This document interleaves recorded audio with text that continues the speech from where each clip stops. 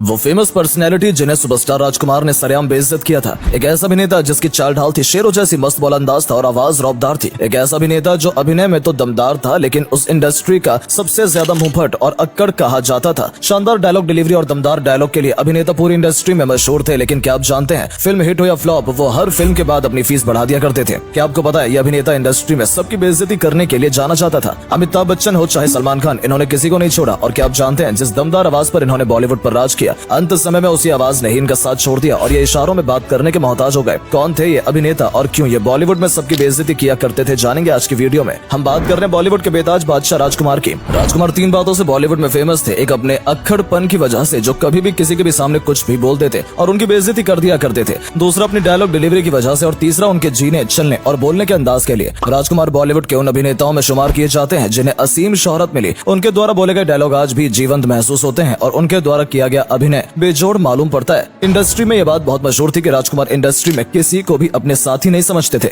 उनका अपना एक स्टाइल था, वो हर फिल्म के बाद अपनी फीस बढ़ा दिया करते थे। फिल्म इंडस्ट्री में न जाने कितने हीरो आए और गए, लेकिन एक अभिनेता ऐसा भी हुआ जिसने अपनी दमदार एक्टिंग और जबरदस्त डायलॉग डिलीवरी से लोगों के दिलों में खास जगह बनाई। साथ ही उनका व्यक्तित्व ऐसा था कि उनके अंदर गुस्सा कूट कूट कर भरा हुआ था और वो कोई भी गलत काम या गलत बात बर्दाश्त नहीं करते थे। ऐसा कुछ हुआ नहीं कि सामने वाले की शामत आ जाया करती थी और तुरंत राजकुमार से उसे फटकार मिलती थी। इसके बहुत से किस्से मशहूर हैं और राजकुमार के इस गुस्से के बॉलीवुड के कई अभिनेता शिकार हुए हैं। कहा जाता है कि राजकुमार खुलकर बोलते थे और उनके सामने कोई भी स्टार नहीं होता था। वो बोलने के मामले में बहुत बेबाक थे और किसी के भी सामने किसी की भी बेइज्जती करने से कतराते नहीं थे। ये वजह थी कि इंडस्ट्री में उनके दोस्त कम और दुश्मन ज्यादा बन गए थे। ऐसा ही एक किस्सा है जब जंजीर फिल्म के लिए डायरेक्टर प्रकाश मेहरा राजकुमार से मिलने गए। प्रकाश मेहरा इस फिल्म के लिए राजकुमार को लीड रोल देना चाहते थे और वो स्क्रिप्ट लेकर राजकुमार के पास पहुंचे थे। लेकिन वहाँ कुछ ऐसा हुआ कि वो उल्टे पैर ही वापस आ गए। दरअसल जब प्रकाश मेहरा ने राजकुमार के पास पहुंचकर फिल्म के बारे में बात की तो उन्होंने अपनी नाक बंद करते हुए कहा कि तुम्हारे पास से बिजनौर तेल की बदबू आ रही है, तुम्हारे साथ फिल्म तो दूर हम एक मिनट खड़े भी नहीं होंगे। ये बात प्रकाश मेहरा को बुरी लग गई और वो वहाँ से चले गए। उसके बाद उन्होंने अमिताभ बच्चन को इस फिल्म के लिए साइन कर लिया। एक रोचक किस्सा बप्पी लहरी से भी जुड़ा हुआ है। वो जब पहली बार राजकुमार से मिले थे, दरअसल बप्पी लहरी को गहने पहनने का बहुत शौक था। ये तो सभी जानते हैं। जब एक पार्टी के दौरान राजकुमार का बप्पी लहरी से सामना हुआ तब उन्होंने बप्पी लहरी से एक ही बात कही, वाह शानदार, एक से एक गहने पहने हैं, बस मंगलसूत्र की कमी रह गई है। बता दें कि उनकी इस बात को सुनकर बप्पी लहरी हंसने के अलावा और कुछ नहीं कर पाए। रामानंद सागर के साथ भी ऐसा ही एक किस्सा जुड़ा हुआ है। जब वो फिल्म आंखें की कहानी लेकर राजकुमार साहब के पास पहुंचे, राजकुमार ने कहानी तो सुनी लेकिन उन्हें कहानी पसंद नहीं आई। ऐसे में सीधे सीधे मना करने के बजाय उन्होंने अपने कुत्ते को बुलाया और पूछा, क्या तुम ये रोल करोगे? उनके ट्रेंड कुत्ते ने उनकी ओर देखा और गर्दन हिला दी। इस पर राजकुमार ने कहा कि देखो, ये रोल तो मेरा कुत्ता भी नहीं करेगा। इसके बाद रामानंद सागर राजकुमार से नाराज हो गए और बताते हैं कि इसके बाद उन्होंने कभी भी राजकुमार के साथ काम नहीं किया। कहा जाता है कि एक फिल्म की शूटिंग के लिए जब राजकुमार सेट पर पहुंचे तो मल्टी स्टारर इस फिल्म में बहुत सारे कलाकार थे, जहां पर धर्मेंद्र और राजेश खन्ना पहले से ही सेट पर मौजूद थे। ऐसे में राजकुमार ने अपने अंदाज में कहा कि अरे कई सारे जूनियर्स इकट्ठा कर रखे हैं। इनकी बात को सुनकर जहां डायरेक्टर बहुत ज्यादा स्तब्ध रह गए, वहीं राजेश खन्ना और धर्मेंद्र भी सोच में पड़ गए कि उनके जैसे स्टार्स के लिए कोई इस तरह की बात कैसे कर सकता है। एक और किस्सा बॉलीवुड के बादशाह अमिताभ बच्चन से जुड़ा हुआ है। जब एक पार्टी के दौरान हर कोई अमिताभ बच्चन की ड्रेस की तारीफ कर रहा था, पार्टी में राजकुमार भी थे और वो अमिताभ बच्चन के करीब गए और उनसे कहा कि ये सूट कहाँ से सिलवाया है। अमिताभ बच्चन ने दुकान का पता बताया और राजकुमार ने पूछा कि क्या आपको भी ऐसा सूट सिलवाना है। इस बात पर राजकुमार ने जवाब दिया कि नहीं, हमें तुम्हारे सूट का कपड़ा बहुत पसंद आया, हम ऐसे कपड़े का अपने घर में पर्दे सिलवाना चाहते हैं। ये बात सुनकर अमिताभ बच्चन के मुंह से कोई शब्द नहीं निकल पाया और वो वहाँ से चले गए। एक और किस्सा उस बात से जुड़ा है जब राजकुमार धर्मेंद्र को जितेंद्र और जितेंद्र को धर्मेंद्र के नाम से बुलाते थे। एक बार धर्मेंद्र ने राजकुमार से कहा कि जब तक वो उनका नाम सही तरीके से नहीं बुलाएंगे वो सुनेंगे ही नहीं। इस बात पर राजकुमार ने कहा कि क्या फर्क पड़ता है, राजेंद्र हो या जितेंद्र हो, धर्मेंद्र हो या कुछ और, क्या फर्क पड़ता है, यानी कि उनके लिए सभी एक बराबर थे। ये बात सुनकर धर्मेंद्र और जितेंद्र के होश उड़ गए। फिल्म तिरंगा के दौरान राजकुमार और नाना पाटेकर से जुड़ा भी एक दिलचस्प किस्सा है।